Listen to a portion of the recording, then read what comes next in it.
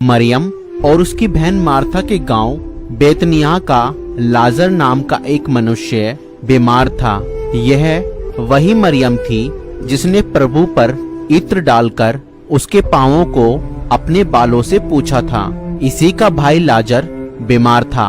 अतः उसकी बहनों ने उसे कहला भेजा, हे प्रभु, देख, जिससे तू प्रीति रखता है वह बीमार है।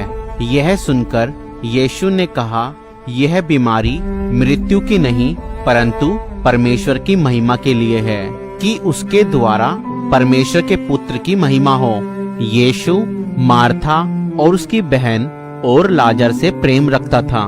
फिर भी जब उसने सुना कि वह बीमार है तो जिस स्थान पर वह था वहाँ 2 दिन और ठहर गया। इसके बाद उसने चेलों से कहा, आओ हम फिर यहूदिया को चलें। हमारा मित्र लाजर सो गया है परंतु मैं उसे जगाने जाता हूँ। तब चेलों ने उससे कहा, हे प्रभु, यदि वो सो गया है तो स्वस्थ हो जाएगा। यीशु ने तो उसकी मृत्यु के विषय में कहा था, परंतु वह समझे कि उसने नींद से सो जाने के विषय में कहा। तब यीशु ने उनसे साफ साफ कह दिया, लाजर मर गया है और मैं तुम्हारे कारण आनंदित हूँ कि मैं वहाँ ना था, जिससे तुम विश्वास करो। परंतु अब आओ हम उसके पास चलें।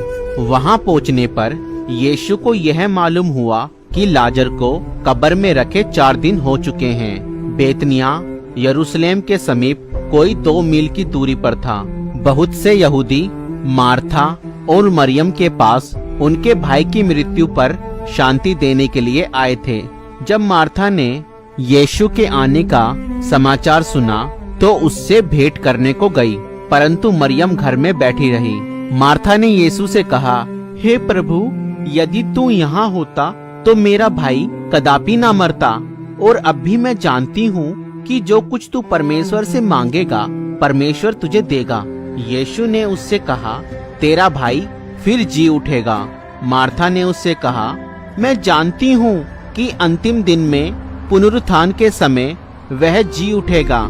यीशु ने उससे कहा, पुनरुत्थान और जीवन मैं ही हूँ। जो कोई मुझ पर विश्वास करता है वह यदि मर भी जाए तो भी जिएगा, और जो कोई जीवित है और मुझ पर विश्वास करता है वह अनंत काल तक ना मरेगा। क्या तू इस बात पर विश्वास करती है? उसने उससे कहा, हाँ हे प्रभु, मैं विश्वास करती हूँ कि परमेश्वर का पुत्र मसीह जो जगत में आने वाला था वह तू ही है। यह कहकर वह चली गई और अपनी बहन मरियम को बुलाकर चुपके से कहा, गुरु यहीं है और तुझे बुलाता है। यह सुनते ही वह तुरंत उठकर उसके पास आई। यीशु अभी गांव में नहीं पहुंचा था, परंतु उसी स्थान में था जहां मार्था ने उससे भेंट की थी। तब जो यहूदी उसके साथ घर में थे और उसे शांति दे रहे थे, यह देखकर कि मरियम तुरंत उठ के बाहर गई है, यह समझे कि वह कब्र पर रोने को जाती है, तो उसके पीछे हो लिए। जब मरियम वहां पहुंची जहां यीशु था तो उसे देखते ही उसके पांवों पर गिर पड़ी और कहा, हे प्रभु, यदि तू यहाँ होता तो मेरा भाई ना मरता। जब यीशु ने उसको और उन यहूदियों को जो उसके साथ आए थे रोते हुए देखा तो आत्मा में बहुत ही उदास और व्याकुल हुआ और कहा, तुमने उसे कहाँ रखा है? उन्होंने उससे कहा, हे प्रभु, चलकर देख ले। यीशु रोया। तब यहूदी कहने लगे, देखो वह उससे कितना प्रेम रखता था। परंतु उनमें से कुछ ने कहा, क्या यह जिसने अंधे की आंखें खोली यह भी ना कर सका कि यह मनुष्य ना मरता? यीशु मन में फिर बहुत ही उदास होकर कब्र पर आया। वह एक गुफा थी और एक पत्थर उस पर रखा था। यीशु ने कहा, पत्थर हटाओ। उस मरे हुए की बहन मार्था उससे कहने लगी, हे प्रभु, उसमें से दुर्गंध आती है क्योंकि उसे मरे 4 दिन हो चुके हैं। यीशु ने उससे कहा, क्या मैंने तुझसे नहीं कहा था कि यदि तू विश्वास करेगी तो परमेश्वर की महिमा को देखेगी? तब उन्होंने उस पत्थर को हटाया।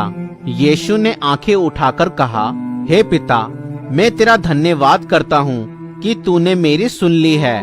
मैं जानता था कि तू सदा मेरी सुनता है, परंतु जो भीड़ आसपास खड़ी है इनके कारण मैंने यह कहा, जिससे कि वह विश्वास करे कि तूने मुझे भेजा है।